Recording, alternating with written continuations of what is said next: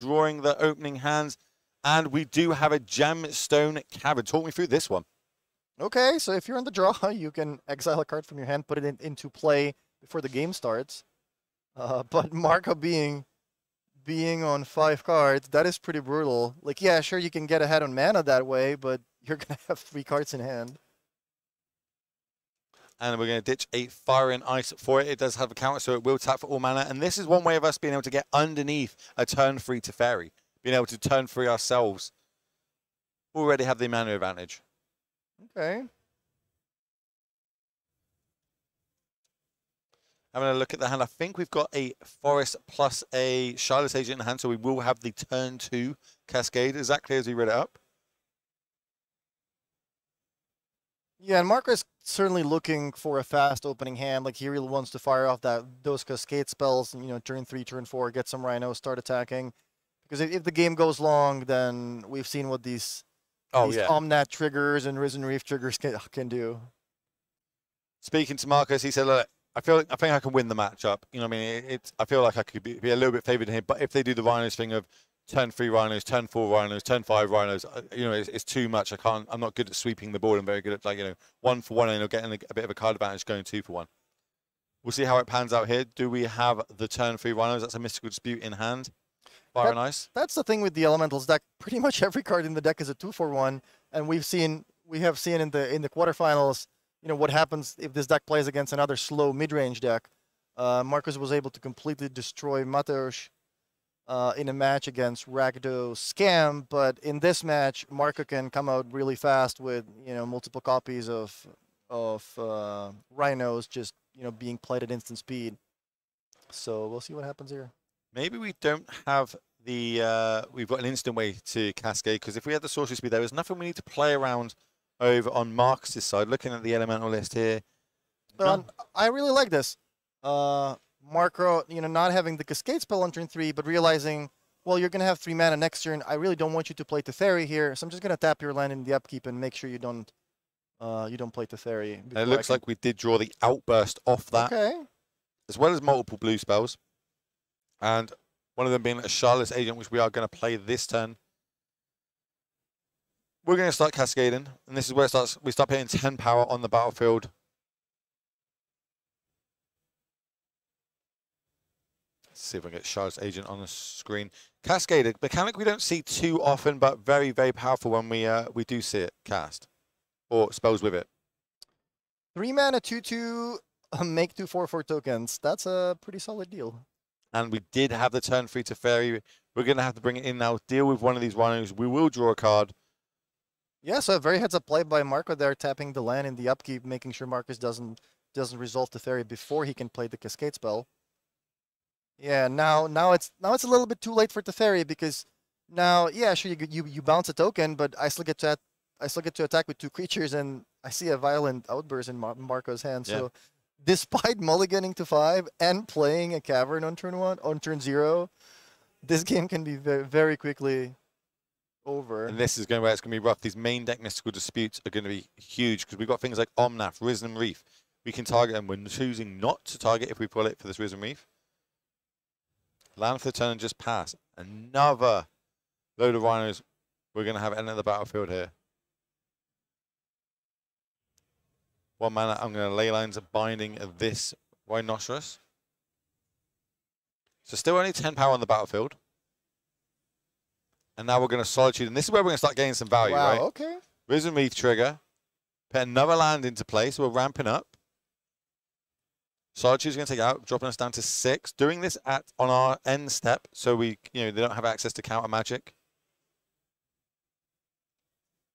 Crash across for 6. So things happened pretty quickly, but what happened was Leyline Binding took care of one of the tokens. Outburst into Rhinos resolved. Marco made 2 more tokens, and then another token was dealt with the Solitude. But that still leaves Marco with 2 creatures in play, and I think Marcus is down to 2 cards. I think over on Marco's side, we've got a... we're missing land drops is what we're missing here. We've got multiple blue spells in hand, one of them being Murktide, and I think we do have a couple of Mystical Disputes. Maybe saving it for something like a non-NAF, but then also there's a Cavern on the other side, so it wouldn't really do much, but this is a great target if we have it. 3 mana left, though. Oh, your Risen Reef's ramped us enough that we can just pay the mana. The extra land from Risen Reef is going to make all the difference here. We've told about this. This card, it just looks like a 1/1 for 3 mana. Yeah, okay, as an ETB, but it generates so much value if left unchecked. And now Marco in the tank. Do I fire this off now? Do I not? I might as well fire it off, stop the turn, right? Because other than that, this card is going to be dead. We might be able to attack the Teferi down, but the Rhino is probably going to get bounced if it resolves. Yeah, it depends. You can fire off the Mystical Dispute here and make sure there's only Teferi and Risen Reef in play, but at that point, your Rhino's going to get bounced into your hand, and then you're going to have a 2/2 without Trample that can be chump blocked by Risen Reef, which means that Teferi would very likely still stay on the battlefield. Here comes the Brazen Borer in response. So we do have a couple of threats on the battlefield, but our follow-up play is a Fable, the Mirror Breaker. Seeing it so much this weekend, Cass does so many things. Here comes the land off the top. Fiery, is it?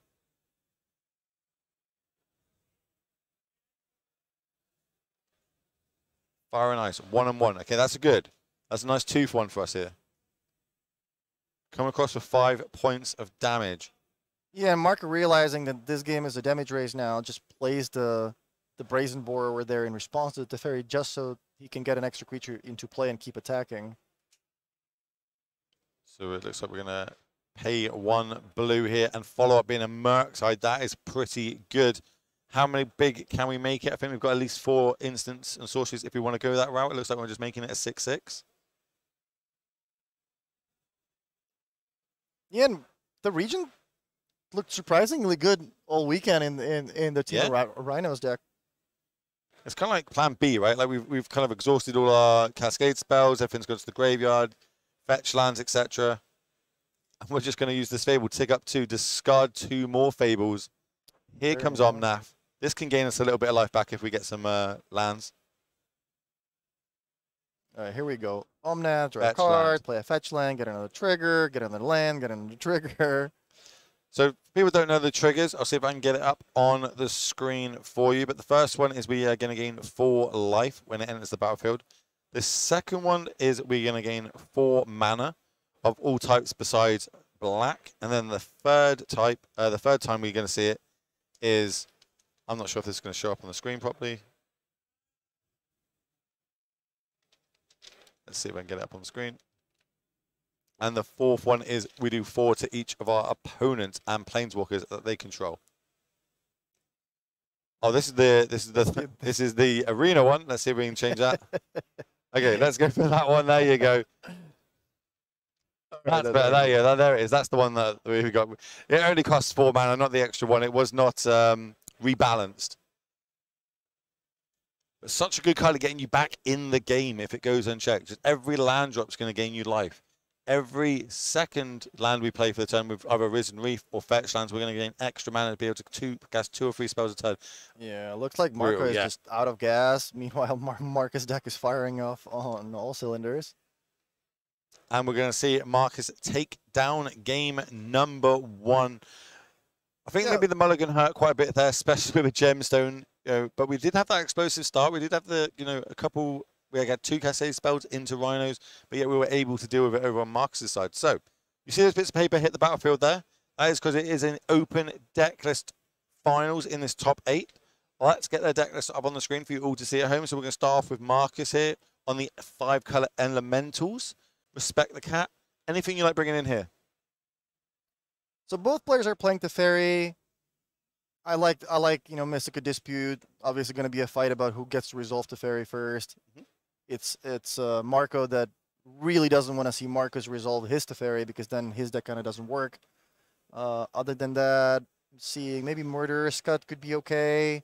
Force Negation? Yeah, there's a Force of Negation on the bottom. The black card is Vindicate. Vindicate doesn't look, sort of super powerful. Yeah. I was actually speaking to him about this and like, what cards do you take out in this matchup? And he said, basically, Dead Gone's go. Almost every game I take these out. But depending on if my opponent has Blood Moon or not, if they have Blood Moon in their deck, I leave in the Fables and take out the Risen Reefs, or some numbers of. Or if they don't have the threat of Blood Moon, I take out the Fables and leave the Risen Reefs in, which I thought was quite interesting.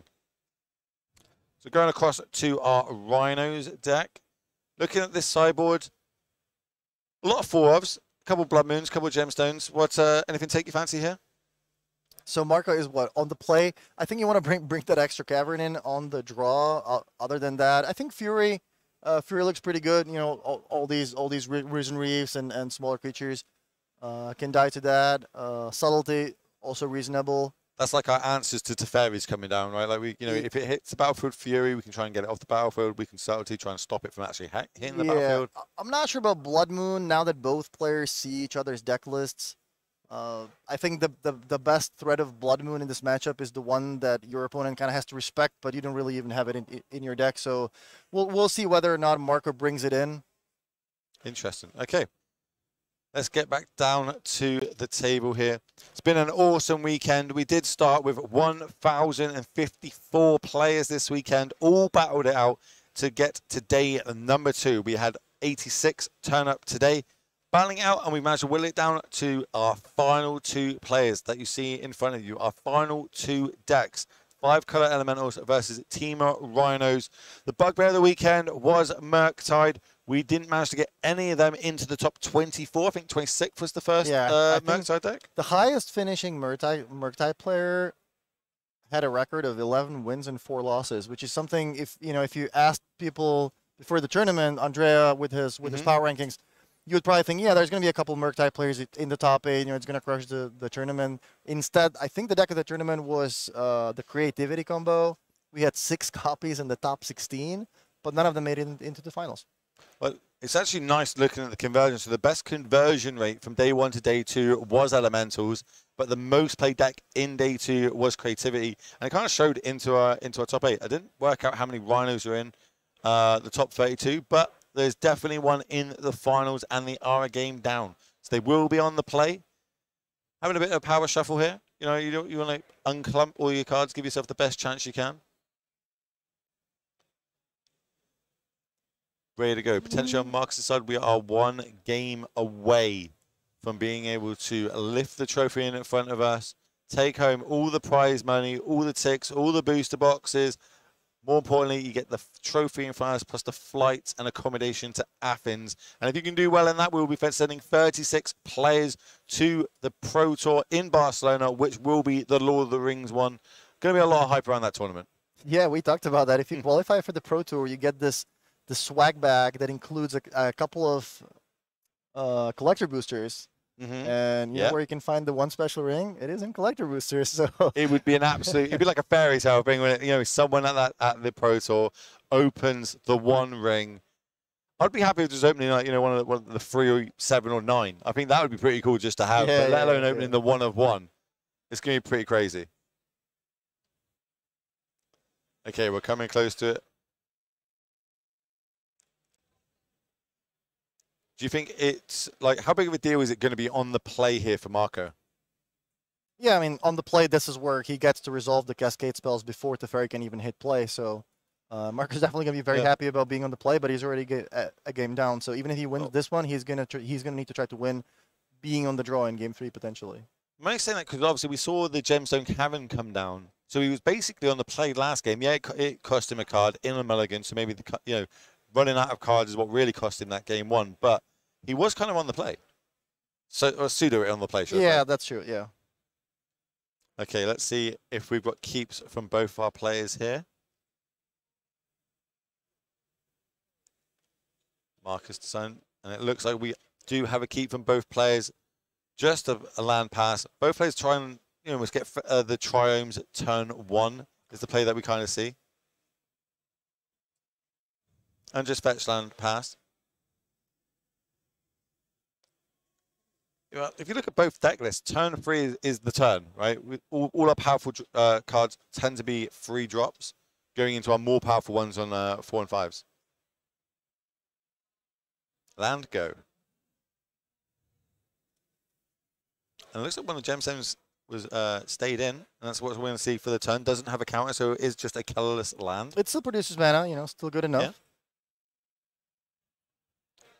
Didn't get a good look at what that one is. Obviously, you're working with a full foil deck over on Marcus's side on the left of your screen. We're going to see a double fetch and playing around Blood Moon. Yeah, that's exactly what I was talking about. You can bring in Blood Moon, but both of these players are experienced, and neither of them is going to just straight up lose. Oh wow, you have Blood Moon. I forgot about that. So they're going to be fetching, basics if they can if they can afford that in the early game. And for that reason, I think maybe not even bringing in the Blood Moon is probably the best play. And this is going to be the first Teferi. Is this going to resolve? It looks like it might eat a Force of Negation. We'll see how we fetch up here. I'm going to look, see if we can see a Blood Moon in the deck.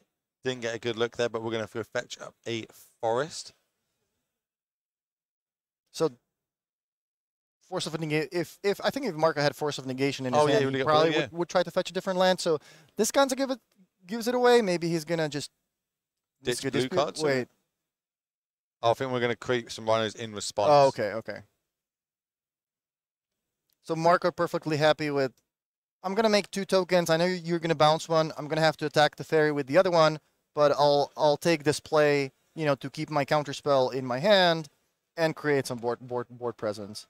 And we do see that the subtleties come in, and then we're going to use the Fire and Ice ditched for the Force Negation to get that to Teferi off the battlefield. We get to untap with 8 power, exactly how Marco wanted this to go. Just a 2-turn clock here. That's a land off the top. Swing. Drop Marcus down to 8.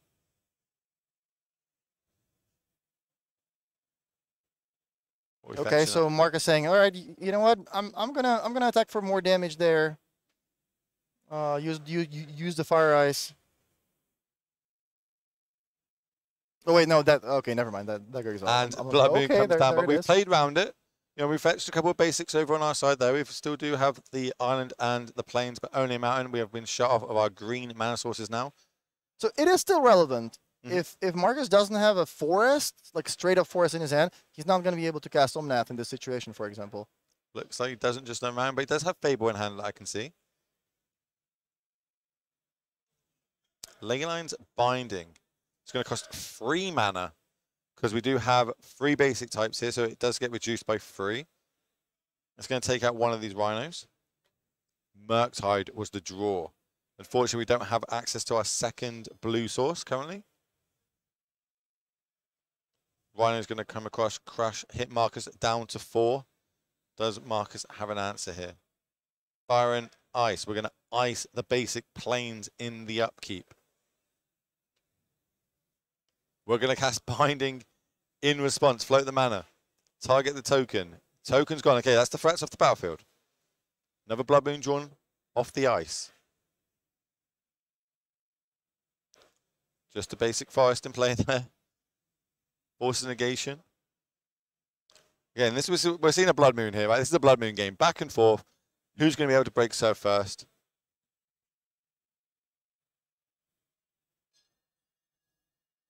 Teferi. Okay, it's Force of Negation. Yeah, now Marco paying the price for his own Blood Moon has to exile the blue card from his hand instead of paying the mana for Force of Negation because he just has a bunch of mountains in play. I think that was another gemstone off the top plus the Blood Moon in hand, so not much. Now we're going to tick up this Fable.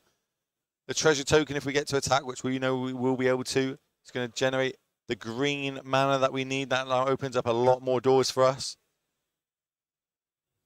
Also, we did not discard to the Fable. We did not discard any cards or redraw. Another Fable. Are we turning the corner?